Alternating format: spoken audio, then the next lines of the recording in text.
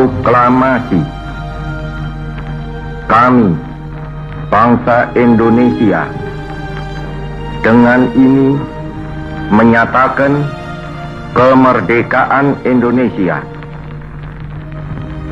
Hal-hal yang mengenai pemindahan kekuasaan dan lain-lain diselenggarakan dengan cara saksama dan dalam tempo yang sesingkat-singkatnya.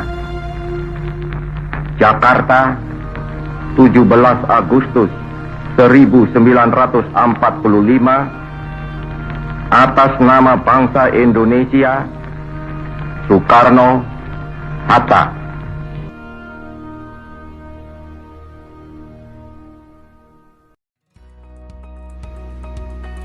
Salam jas merah. Salam jumpa dalam pembelajaran sejarah Indonesia. Semoga kalian masih tetap semangat dalam belajar. Setiap tanggal 17 Agustus, kita selalu memperingati Hari Kemerdekaan Bangsa Indonesia.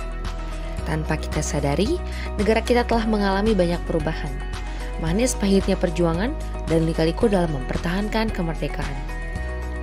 Kemerdekaan yang kita raih bukan hadiah dari penjajah. Butuh perjuangan yang besar dengan berbagai cara dan pengorbanan untuk mencapai kemerdekaan. Dimulai dari kekalahan Jepang dalam Perang Asia Timur Raya. Pangkalan Angkatan Laut Amerika Serikat di Pearl Harbor, Hawaii, dihancurkan Jepang. Kemudian Kaigun, Angkatan Laut Jepang, mengirimkan 4 kapal induk ke Kepulauan Midway di tengah Samudra Pasifik untuk menghabisi sisa armada Pasifik Amerika Serikat. Alih-alih mengalahkan armada Amerika Serikat, kode komunikasi rahasia Kaigun berhasil dibuka pihak Amerika Serikat. Jumlah kekuatan musuh bisa diketahui dengan pasti. Waktu serangan Jepang juga diprediksi dengan tepat, sehingga armada Jepang dapat dihancurkan dalam pertempuran.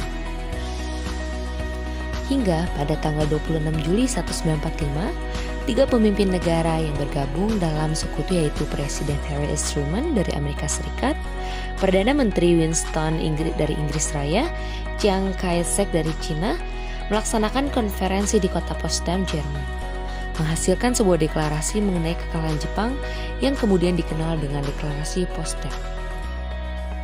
Namun sayangnya Jepang menolak isi deklarasi tersebut.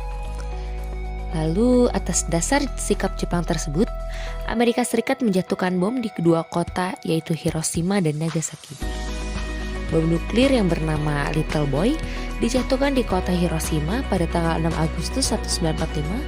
Selanjutnya bom nuklir yang disebut Fat Man dijatuhkan di kota Nagasaki pada tanggal 9 Agustus 1945.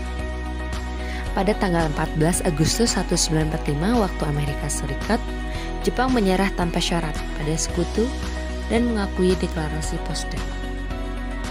Lalu, pada tanggal 2 September 1945, MacArthur sebagai perwakilan dari pasukan sekutu bersama perwakilan dari pemerintah Jepang melaksanakan upacara penyerahan dan menandatangani dokumen penyerahan. Upacara tersebut dilaksanakan di atas kapal Amerika Serikat Missouri yang berlabuh di Teluk Tokyo. Dengan ditandatanganinya dokumen penyerahan tersebut, secara resmi Perang Pasifik atau Perang Dunia II telah berakhir. Perbedaan pendapat golongan muda dan golongan tua. Sepulangnya dari Vietnam, Muhammad Hatta bertemu dengan Sultan Syahrir membicarakan terkait proklamasi Indonesia. Syahrir berpendapat bahwa golongan tua harus segera cepat memproklamirkan kemerdekaan Indonesia. Tapi hal ini dibantah oleh Hatta, dikarenakan proklamasi Indonesia akan diserahkan kepada PPKI yang telah dibentuk. Syahrir berpendapat lain. Menurutnya, kemerdekaan jangan dilakukan melalui PPKI karena sekutu akan mengecap kemerdekaan sebagai buatan Jepang. Sebaiknya Soekarno sendiri yang menyatakan kemerdekaan di corong radio sebagai pemimpin rakyat. Sehingga terjadilah peristiwa Rengas Dengklok. Peristiwa Rengas Dengklok ini disebabkan karena para pemuda gagal memaksa golongan tua untuk secepat mungkin memproklamirkan kemerdekaan Indonesia dan menjauhkan mereka dari pengaruh Jepang. Menurut golongan muda, jika Soekarno-Hatta masih berada di Jakarta, maka kedua tokoh ini akan dipengaruhi dan ditekan oleh Jepang, serta menghalanginya untuk memproklamirkan kemerdekaan. Soekarno-Hatta yang disertai Fatmawati dan Guntur Soekarno dibawa ke rumah seorang warga keturunan Tionghoa yang bernama Jiao Qishong. Para pemuda berusaha meyakinkan kedua tokoh tersebut agar berusaha segera memproklamirkan kemerdekaan tanpa campur tangan tentara Jepang. Mereka meyakinkan Soekarno bahwa Jepang telah menyerah dan para pejuang telah siap untuk melawan Jepang apapun resikonya. Naskah proklamasi kemudian diserahkan kepada Sayuti Melik untuk diketik dengan beberapa perubahan-perubahan yang disepakati. Usai penandatanganan, mereka menundingkan lokasi pelaksanaan proklamasi. Semula disepakati dilaksanakan di lapangan Ikada, Jakarta. Namun khawatir akan memicu bentrok dengan tentara Jepang, akhirnya disepakati pelaksanaan proklamasi diselenggarakan di Rumah Soekarno, Jalan Pengangasan Timur nomor 56, Jakarta. Sekarang diubah menjadi Jalan Proklamasi nomor 1 pada pukul 10 pagi hari.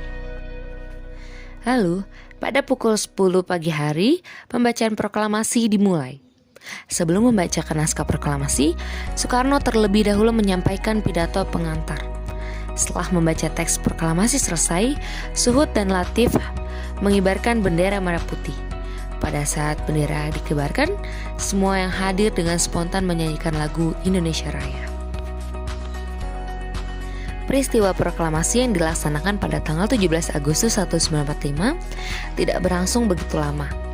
Peristiwa penting ini hanya berlangsung selama kurang lebih 1 jam, tetapi telah membawa perubahan yang besar bagi bangsa Indonesia. Oleh karena itu, proklamasi kemerdekaan Indonesia dapat dijadikan sebagai tonggak pembaruan kehidupan bangsa Indonesia di segala bidang kehidupan. Setelah proklamasi kemerdekaan dikumandangkan, para pemimpin beserta rakyat Indonesia bersama-sama telah berjuang membenahi tatanan kehidupan berbangsa dan bernegara. Proklamasi merupakan jembatan emas bagi bangsa Indonesia untuk mengisi kemerdekaan Indonesia, membentuk pemerintahan negara yang diakui oleh rakyatnya sehingga dapat mewujudkan masyarakat yang adil dan makmur.